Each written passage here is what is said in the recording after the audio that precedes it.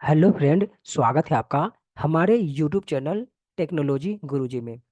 इस वीडियो में हम लोग देखेंगे कि इम्यूटेबल का मतलब क्या होता है। क्योंकि मैंने आपको बताया था कि स्ट्रिंग क्लास एक इम्यूटेबल क्लास होता है, ठीक है। तो इसका मीनिंग समझेंगे और साथ ही में हम लोग ये भी देखेंगे कि स्ट्रिंग को इम्यूटेबल क्यों बनाया गया है, ठीक है। क्योंकि इसका रीजन भी होगा ना कि स्ट्रिंग क्लास को इम्यूटेबल बनाने का कुछ तो रीजन होगा। तो हम लोग रीजन भी देखने वाले हैं। और ये दोनों आपको इंटरव्यू में क्वेश्चन पूछता ही है 100%, ठीक है।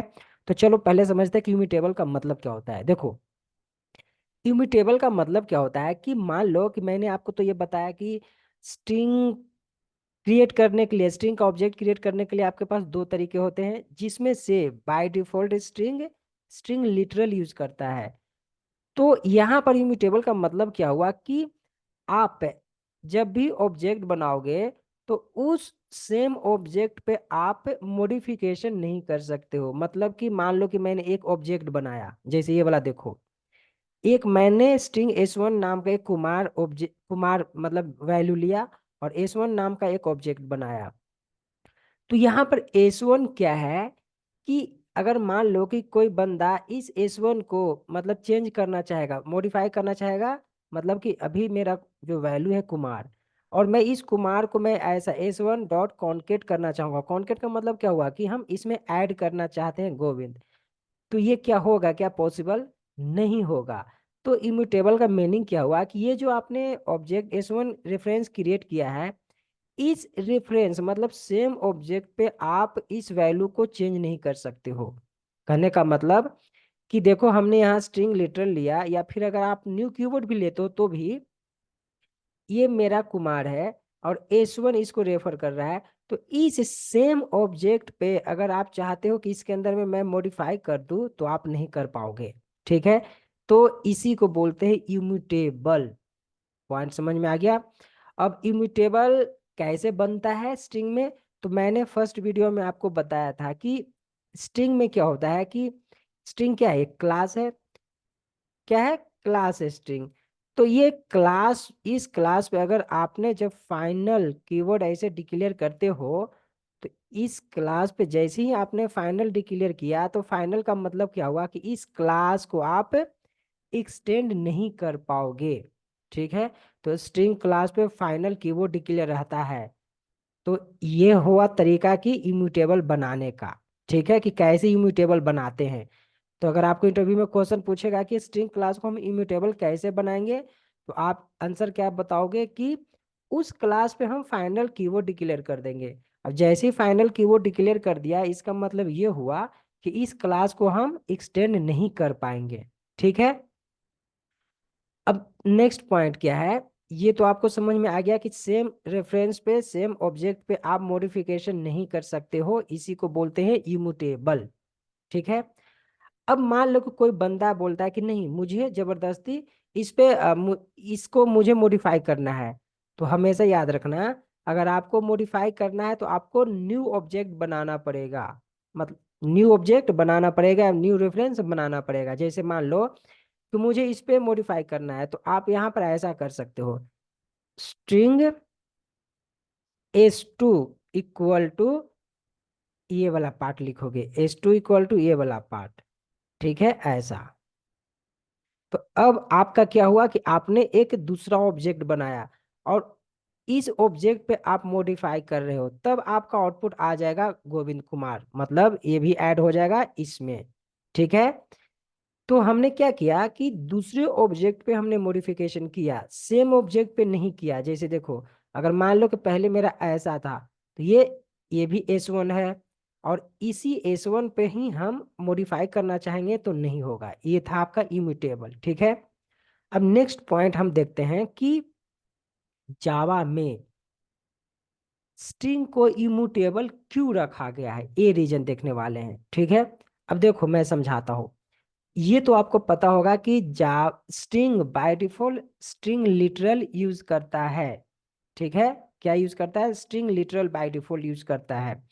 तो मान लो कि मेरे पास पांच ऐसा मैंने S1 जावा S2 S3 S4 सब का वैल्यू सेम है। तो सबसे पहले यहाँ पर देखते हैं इसमें क्या होगा। S1 एक ऑब्जेक्ट बनाएगा स्ट्रिंग कांस्टेंट पूल एरिया में, और इसका वैल्यू जावा है, और इसको S1 रेफर कर दिया। ठीक है, वैसे ही S2 में क्या होगा, ये भी जाएगा स्ट्रिंग कांस्टेंट पूल एरिया में।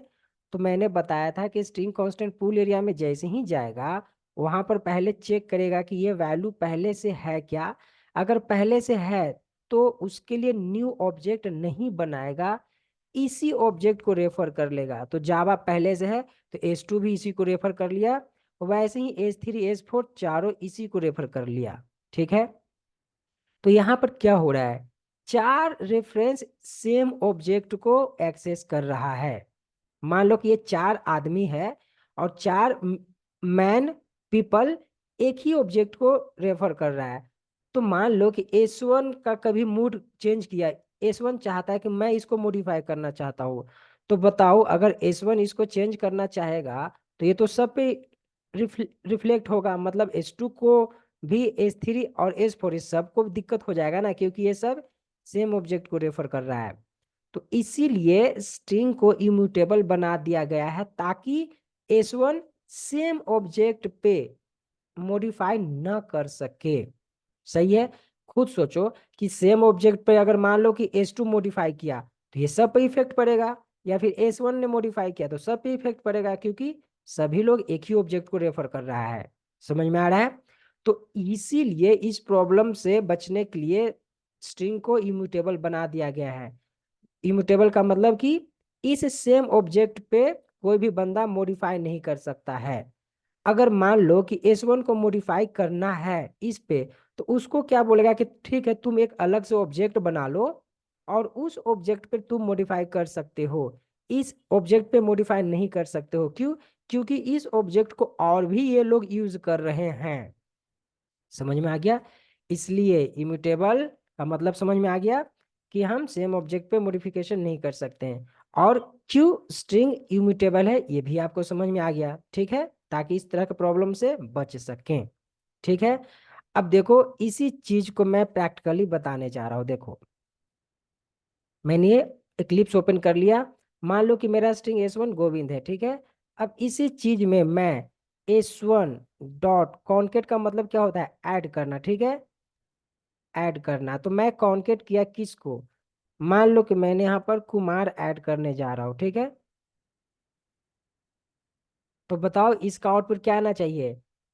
अगर स्ट्रिंग इम्यूटेबल है तो स्ट्रिंग इम्यूटेबल है, इसका मतलब क्या होगा कि ये सेम इसी ऑब्जेक्ट पे मैं मॉडिफाई करने जा रहा हूँ, तो इसको परमिशन नहीं देगा। मतलब कि देखो, आपका सिर्फ गोविंद ही आउटपुट आएगा। ठीक है, देखो ऊपर वाला ही आउटपुट आया, मतलब इसको ऐड नहीं किया इसने। समझ में आ गया पॉइंट। तो अब मान लो कि इसको ऐड, अगर आप चाहते हो ऐड करना तो क्या करना पड़ेगा, आपको अलग से ऑब्जेक्ट बनाना पड़ेगा। मान लो कि मैंने S2 नाम का एक ऑब्जेक्ट बनाया। अब S2 नाम का ऑब्जेक्ट बनाया, अब इसको मॉडिफाई कर सकते हो, किसको, S1 को अब मॉडिफाई कर सकते हो। तो हमने क्या किया, एक अलग से ऑब्जेक्ट बनाया, मतलब कि हमने इस ऑब्जेक्ट पे मॉडिफाई नहीं किया, अलग से ऑब्जेक्ट बनाया। अब आपका मॉडिफाई हो सकता है। अब यहाँ पर हम S2 को पास कर देंगे।